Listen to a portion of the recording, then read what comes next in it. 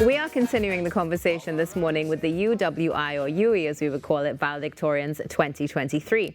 Joining us in studio is Celeste Jessica Samuel from the Faculties of Science and Technology and Food and Agriculture, Valedictorian 2023, along with Ronaldo Thomas from the Faculty of Social Sciences, Valedictorian 2023, and on Zoom, we have Lane Amidchan from the Faculty of Engineering and Law, Valedictorian 2023. Good morning to all of you and welcome to the show. Hi, good morning. Thanks for having us. It's a pleasure to have the two of you here in studio. And Lane, good morning. It's a pleasure to have you with us as well. Can you hear us? Yeah. Okay, wonderful. So, Lane, just to clarify, you were in the Faculty of Engineering and Law, correct? Right. All right, wonderful. So we're going to come back to you in a short moment, but thank you so much for joining us virtually. We appreciate it. But let's jump into the conversation in studio first, and I'd like to start with Celeste. Okay, sure. So Celeste, my main question to you is, why did you opt to choose the University of the West Indies? Well, surprisingly, choosing UWI was the easiest decision I've made. Okay. I got a national scholarship, so I got the opportunity to choose wherever I wanted. And there was such a special thing about learning nutrition and dietetics, which is my field in a Caribbean aspect. Okay. So in terms of the culture, the food, being able to relate it to the customs of the people, there's only one place that you could learn such practical steps to implement, and that is at UWI. Wonderful. Is this something that you always wanted to do, or did love grow for it over time? Well, since Form 3, I always wanted to be a dietitian. When I saw how food affects the body, eating is something we all do. And so to eat intelligently is really an art. So I wanted to get the knowledge to share how to better, eat well and use food as our medicine. Oh, wonderful. And Yeah. very important there, of course, using food as medicine. We're going to get back to that conversation in a short while because we do have some more questions. But let's go to you, Ronaldo. So at the University of the West Indies, you opted for a BSc in Management and a minor in HR, correct? Yes. Why did you opt for that in particular? Well, initially, I wanted to do a BSc in Management Studies due to my love for business, as I wanted to be a PUB and MOB teacher. Oh, nice. But after career day and meeting with individuals from like Caribbean Airlines and banking institutions, I noticed that I have a passion for HR because of my love for people.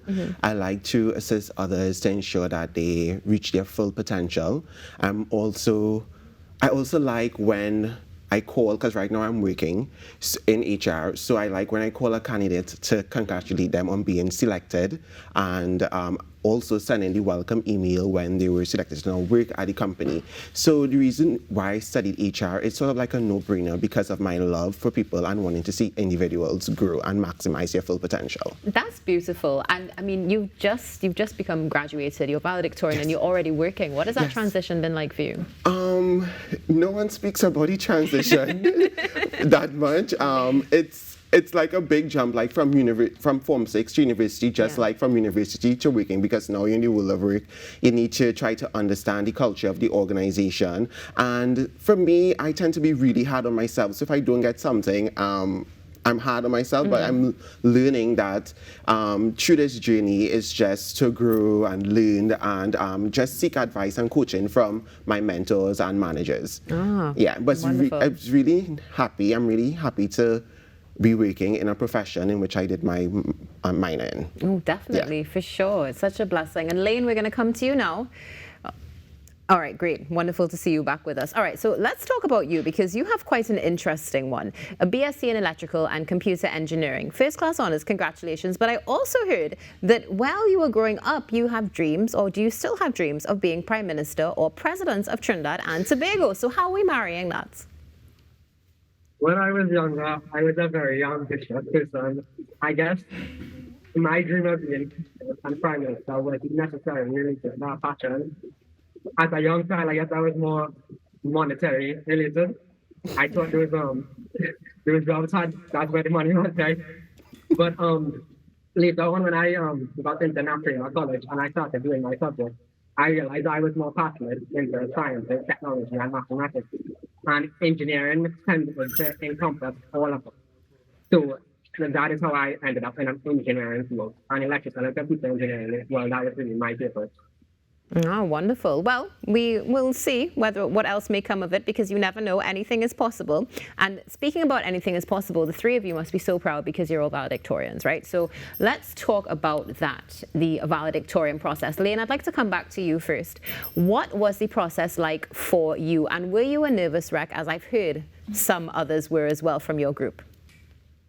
So the process to be selected as a valedictorian was broken up into several stages. The first stage was the nomination process. So I believe that the Faculty of Engineering and Law would have nominated 5 persons to be selected as options for the valedictorian. Now, these 5 persons, I don't know all of them, but I know that if you are being selected, there has to be some reason, and I didn't expect that out of these 5 persons, that university would choose me. Now, we had to prepare a sample address for an interview. And after I did the interview, I came home and I immediately told my parents I was supposed to.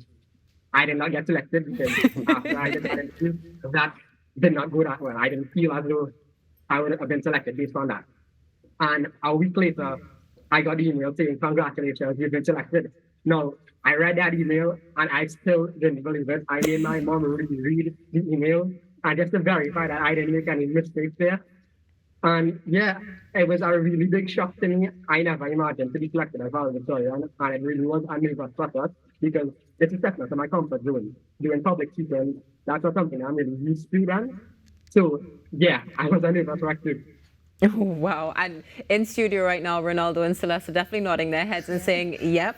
So let's go with you, Ronaldo. How was the process for you, and were you just as shocked as Lane was when you got that email? Indeed. I believe being nominated and also selected for valedictorian was a surreal moment because I didn't attend a prestige school, so I didn't expect to be selected, and then the Faculty of Social Science is really huge.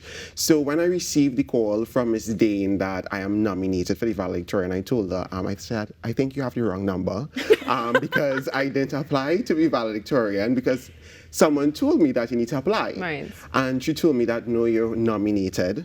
So I was like, but I still think you have the wrong person. But I prepared the speech. And in preparing the speech, I felt like I was in a predicament because I didn't know exactly what to say. And in also preparing, I was like really nervous. So when I delivered the speech to the panel, I remembered leaving that rehearsal feeling a sense of somewhat accomplishment, like I was now more excited to be the valedictorian. I remember telling my aunt, I said to her, I really, really want to be valedictorian. And a week later, because I think we did it Friday, and Tuesday, I think we would have received the email, and I was in work.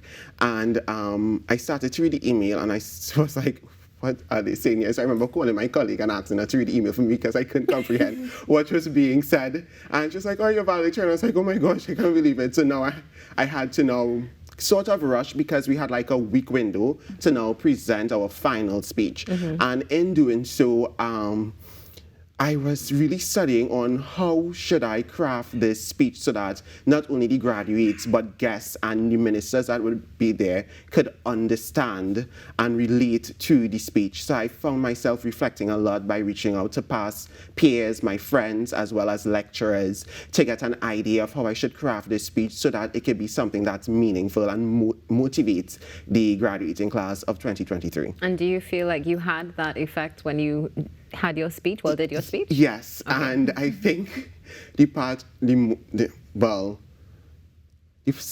the speech that individuals liked the most was look at me now. Because I remembered in this speech, there was a teacher at primary school that told me that I will not pass for a good school. In her words, she said, you'll pass for the school along the road, which I did. And in that line I said, and she wasn't right, but to that teacher I say, look at me now. And when I heard the crowd, I was like, okay, I'm no longer nervous. Yes. Yeah. Full support from the crowd, of course. Yes. And look at you now. Yes. Congratulations. Yes, Celeste, let's go to you now. What was your experience like? Well, being valedictorian, it's a high-pressure environment. You give on this platform, you have one shot, no retakes. You have to, say something of value, say something that people could, appreciate. And my graduation, it was 2 faculties merged. So it was science and technology and food and agriculture. So coming from food and agriculture, everybody is their ears are perked a bit more to see what does this agriculture girl have to say on behalf of all of us, and so feeling that pressure, it was intense. I remember the night before I could not sleep. It was intense, but I actually didn't even let anybody see my speech before. So my parents, my family, my friends on the day, that was the first time everybody was hearing it. And the feedback afterwards, as Ronaldo was saying, everyone was so impressed. And it's really a humbling feeling to see that just my experience, so many people could relate to it, and it's something that we could all come together and share as one experience being graduates. Yeah, definitely. Now, speaking about all being graduates, you're in a community now, of course, and you're moving into, well, you're already in the world of work, yes. You're all moving into the world of work. What do you hope to achieve in society now that you are you're done with UWI, you're going on, well, hopefully you may go back, master's, PhD, all this sort of thing. But as of now, what do you hope to be able to affect on society? Well, it's really in our hands now. We know that, yes, to say that we could be the change might sound a bit naive, but the cards that we have been dealt are not that great, but what are we going to do about it? Sit and grumble and complain? Of course, there are systems that have declined way beyond just the need for patchwork repair. Right. Some just need to be totally uprooted and replanted, and we are the ones who now have to do that. So we really need to take the fundamental principles that we would have learned from the textbook and put it into practice to actually be problem solvers. Definitely. And so I actually want to go into the field of lecturing because teaching is a skill, and I feel like I have that nurturing aspect because it's more than just disseminating information. It's really making people understand why they do what they do and find real passion in doing it well. Couldn't have said it better myself. Yes. Looking forward to seeing that. Lane, what do you hope to contribute to society now that you have graduated and are moving on to the world of work? Well, I think that based on what I said previously, I was a very ambitious child, right?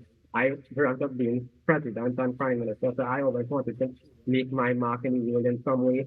Now that I'm in an engineering degree, as you also did mention, I do have hopes of doing my PhD and master's at some point. But at this current point in time, I want to be involved in something related to the digital transformation of the world. I was involved in the UWI Switch to the Future program, and one of UWI's missions is to provide a fully digital and connected world. And I am someone that's very passionate about telecoms. That's my field of work. And that is what I really want to get into. I want to be a part of, giving everybody a seamless connection on Wi-Fi. So many places in Trinidad, they actually don't have a good connection. And that is really where my passion is.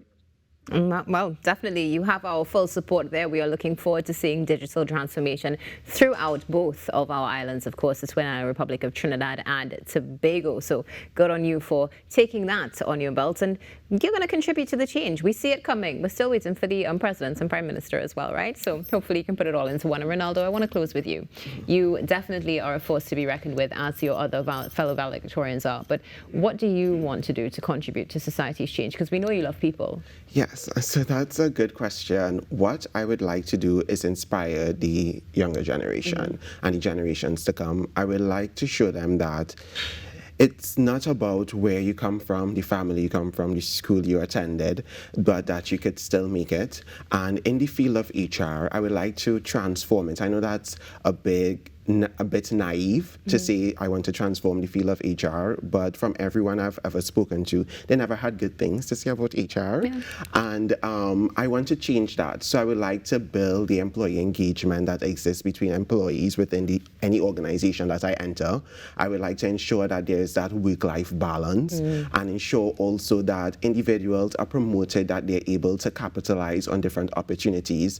Something I would really, really like to do is transform HR within the public sector, because it's very rigorous and it's very hard to enter the public system.